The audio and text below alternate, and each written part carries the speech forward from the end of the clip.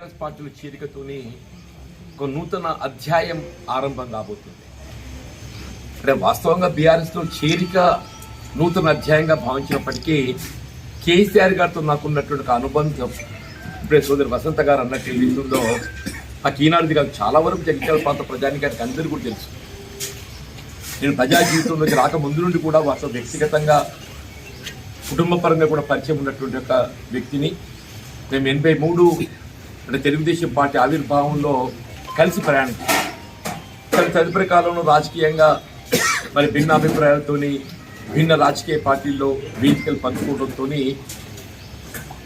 భావాలు ఒకటైనా కానీ భిన్న వేదికల్లో కొనసాగడం జరిగింది.